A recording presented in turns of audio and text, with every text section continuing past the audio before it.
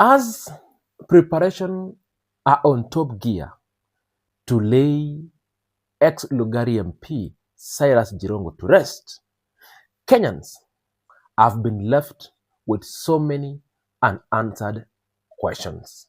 But before we continue, please subscribe to our channel and thank you for your support.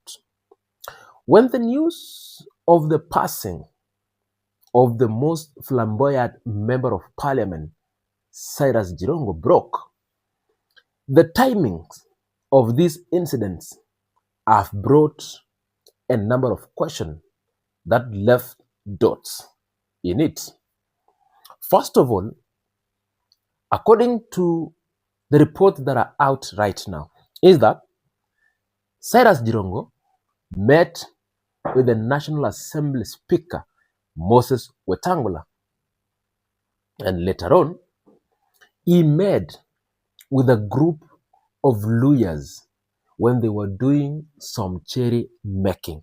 And there is the clip that documents the last hours of Cyrus Jirongo.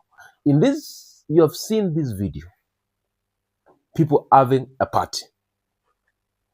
And according to the reports, is that Cyrus Jirongo left the meeting and that party at exactly 11:15 p.m.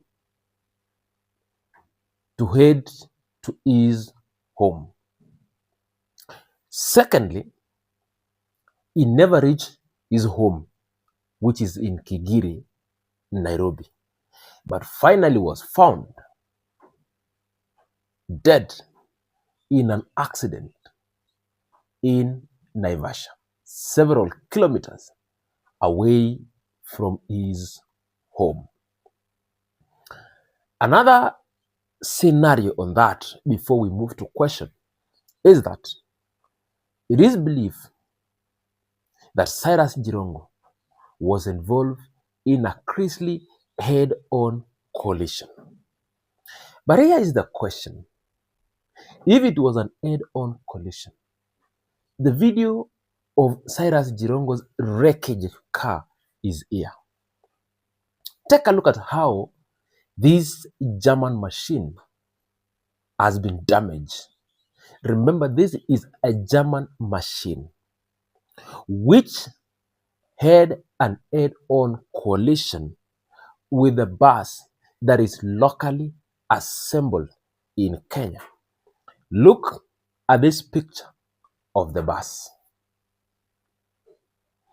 In this, the driver of the bus said Cyrus Jirongo was from a petrol station. He wanted to enter and head to Nairobi, while him as the driver was overtaking another car so that he moves. But the Cyrus Jirongo never saw that. In addition, maybe let's say Cyrus Jirongo was a little bit tipsy, so he never saw, or he miscalculated the distance between the bus and him joining the main highway to Nairobi. That is how the accident happened. But the big question here, a very critical question that Kenyans, and I included, are asking myself, is you have watched the damage of the Mercedes-Benz and you have seen the image of the car. If indeed was it an head-on collision, why the bus has not gotten that much impact? If you look exactly at the bus, the headlight damage is on the left side, not on the right. Yes? And if you're overtaking a car, you are going north, I'm coming south.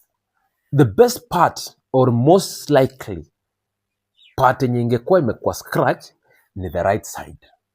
That is one of the questions. that you need to look at it. Another thing is, who was this person, Cyrus Jirongo, when to meet him in Naivasha at that wee hours after leaving the party at 11:15 p.m.? That is another interesting question. Can the government produce the recent phone calls of Cyrus Jirongo to document his final journey from Nairobi to Naivasha? Another very critical question is this: was there any other passengers in the bus who can give us or second what the driver said? Of course, they are witnesses. So if the accident happened, of course there was somebody sitting in front with the driver on the left side and other passengers. According to the size of that bus, it carries around 40 to 60 people. But the only person who has spoken and has given the account is the driver. Where were those other passengers who had boarded this bus? Another very critical question is that all these buses have receipts and time from the departure and the arrival as per the rules of each and every circle. Can they give us the time the said bus that involved in the accident with Cyrus Jirongo left Nairobi? Because they say the accident happened at around 3 a.m. When was this bus left Nairobi heading to the other side where it was now destined to go? That is another factor to consider. Another very critical question that Kenyans are asking themselves: if indeed Cyrus Jirongo was coming out of a petrol station, in this petrol station, are there no CCTV cameras?